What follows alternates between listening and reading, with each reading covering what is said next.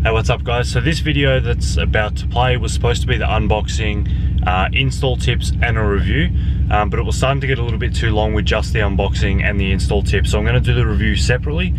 So if you are here just to see the review, the link will be in the description below, but if you're interested in seeing the unboxing and some install tips in the E39 5 Series, then keep watching. But as I said, the review will be done separately and it will be in the link will be in the description below. If you do watch this video, you'll notice I say in the review, but it isn't in this video. So as I said, link in the description. Hope you enjoy, hope it's helpful. Now I gotta wash my mouth out with soap.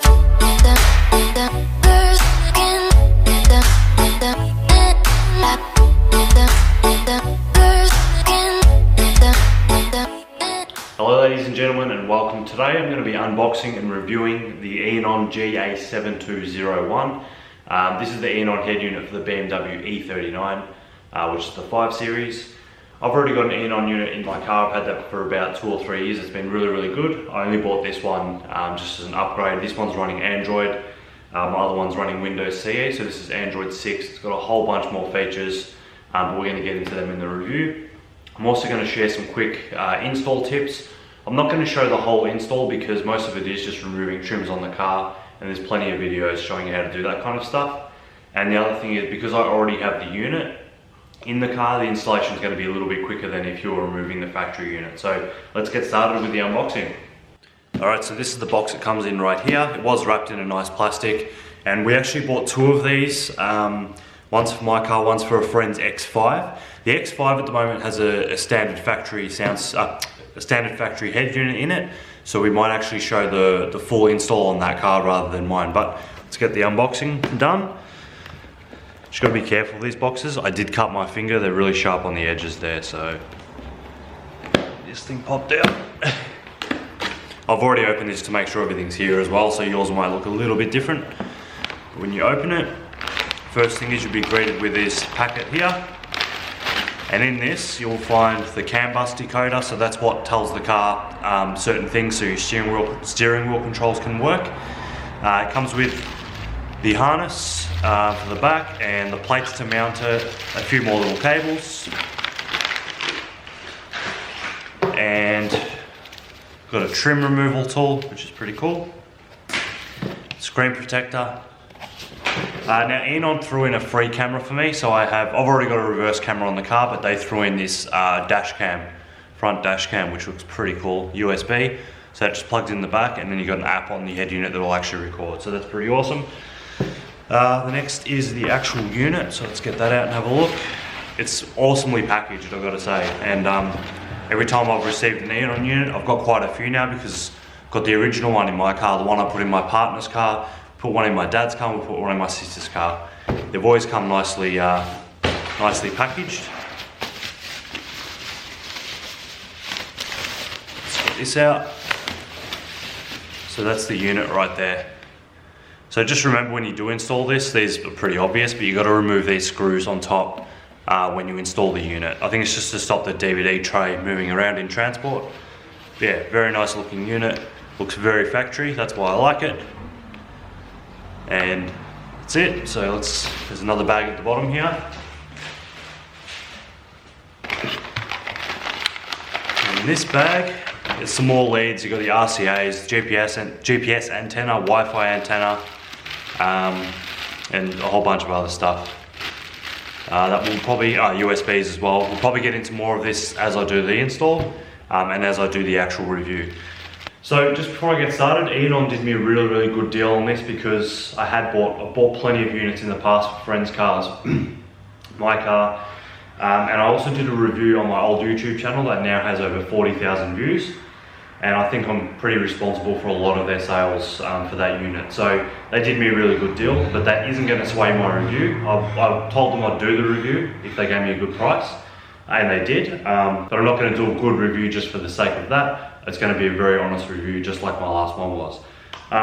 Anyway, before I officially get started again, if your car has navigation or DSP, so if you have a screen in your car like mine did, you will need a harness that goes from the front of the car to the back of the car, because essentially if you have navigation, The screen at the front of your car is pretty much just that. It's just a screen, and the radio and all the stuff, the insides, they're pretty much in the boot or the trunk of the car. I'm going to call it a boot from here on out. But when I say boot, for those in the US and whoever else calls it a trunk, that's what I'm talking about. So yeah, you will have to run a harness to the boot of the car. If you don't have factory nav or DSP, you'll be able to plug it in directly behind the radio, so right behind the dash, which is nice and easy. My car had factory navigation, so when I bought my first Eonon unit, Eonon just didn't know anything about that harness or needing any of that stuff, so I had to actually make one. So it was a harness of, I think it was 19 wires or something like that, 5 meters long, so all the way from behind the dash to the boot. So it was a bit of a pain to make that harness, but now Eonon sell it, so I'm going to show you that now. So that's it there. So this is the end that will end up at the front of the car. That goes into the back of the radio. Then you got your subwoofer, pre-out, microphone, all that stuff. And this is the end that goes in the boot. So obviously when you are running this, you're probably going to need to run it from the boot to the front, because you're not going to get these down the car, but you'll possibly get this up the car. So you will need this if you do have factory navigation or DSP.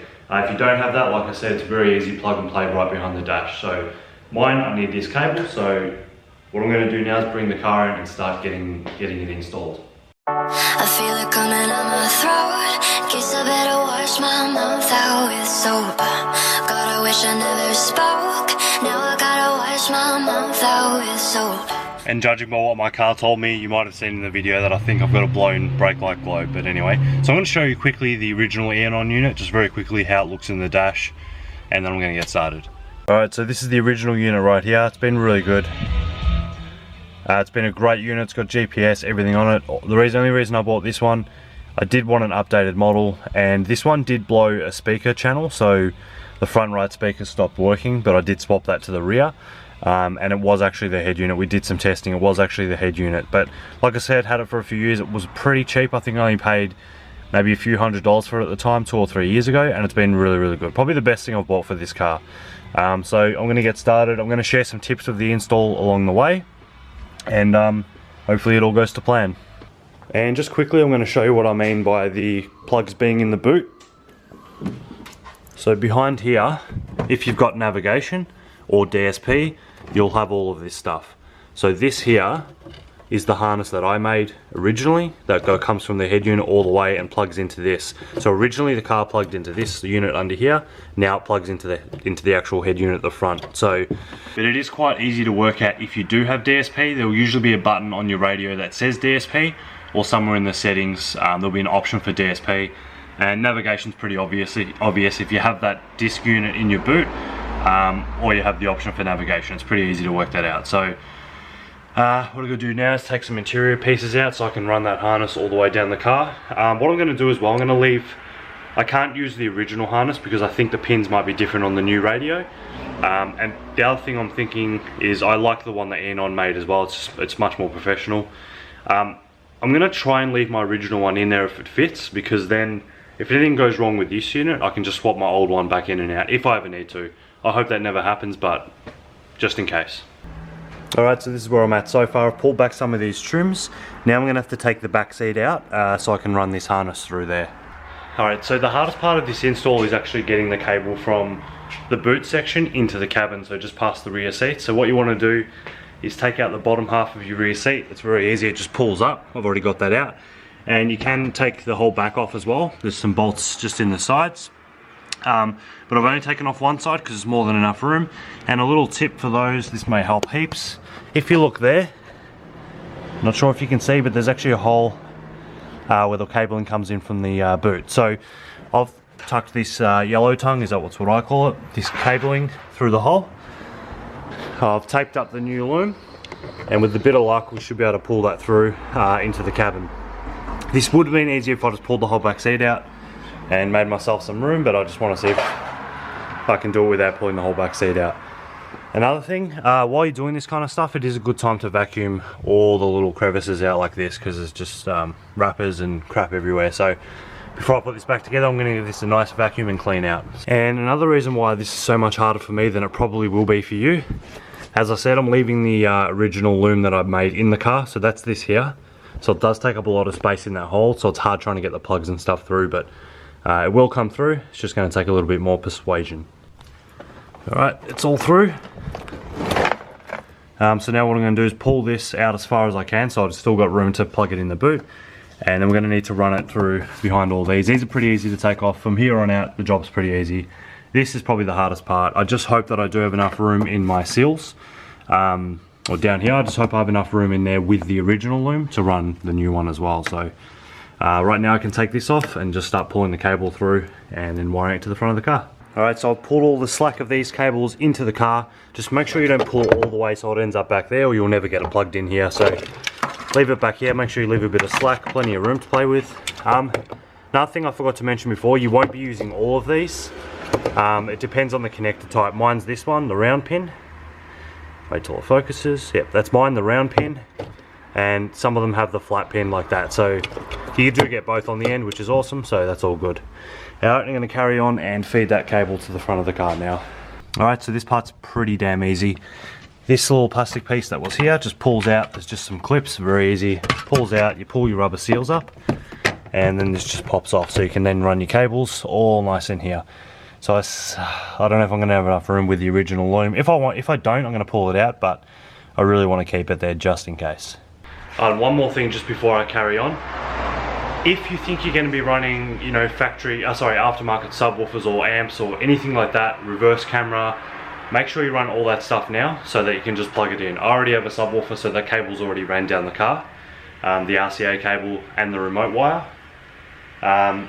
So yeah, if you're going to do any of that stuff, especially reverse camera, I've also got a reverse camera, so that's already running down the car. This is the time to do it because you don't want to pull all this apart again. It doesn't take that long, but the hardest part, like I said, is from the back seat to the boot. Once you pass there, it's pretty easy. Under the dashboard, it isn't too hard.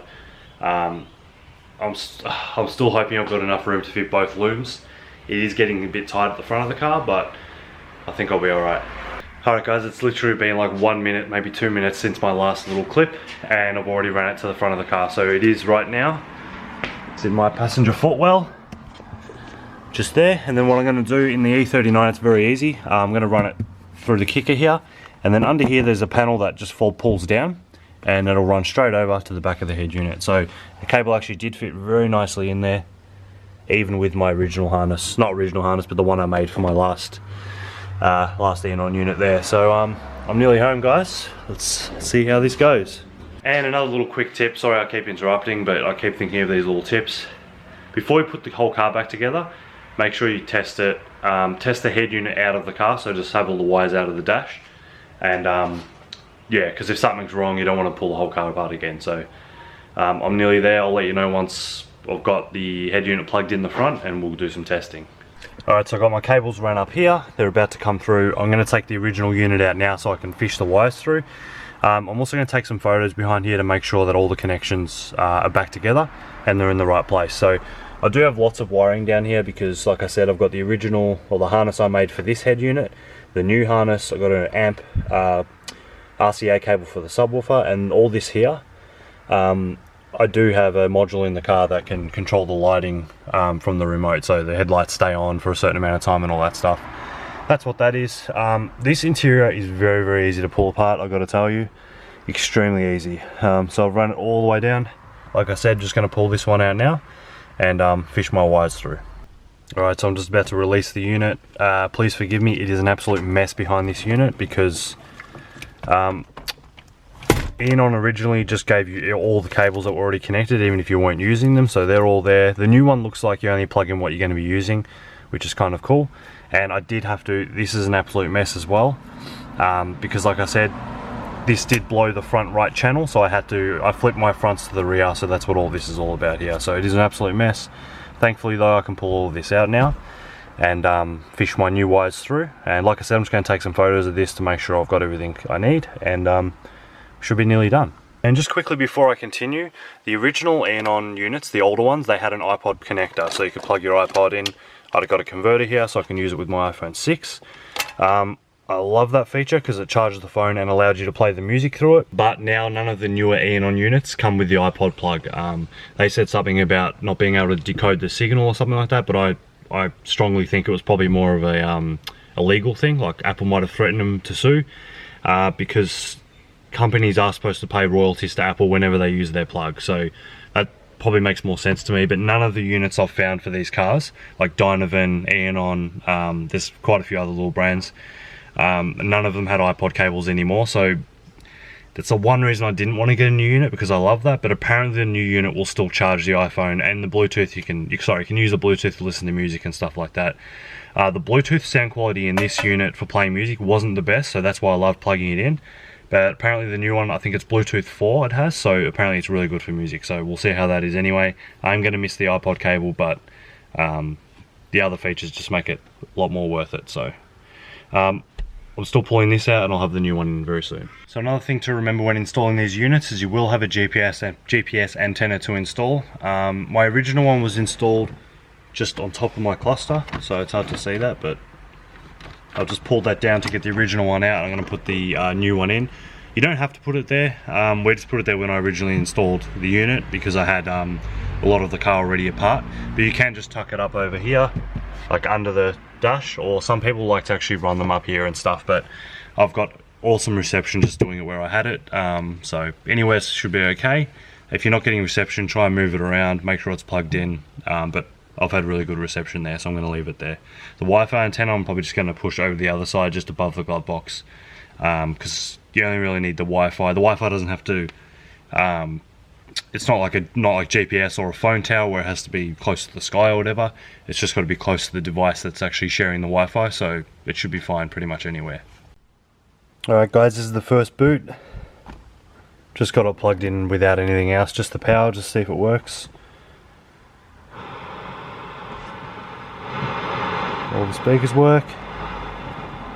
Just going to do a little bit more testing on it, and then I'll, if it's all good, I'll put it all back together, and then I'll play around with it for a few hours or something, then I'll give my review.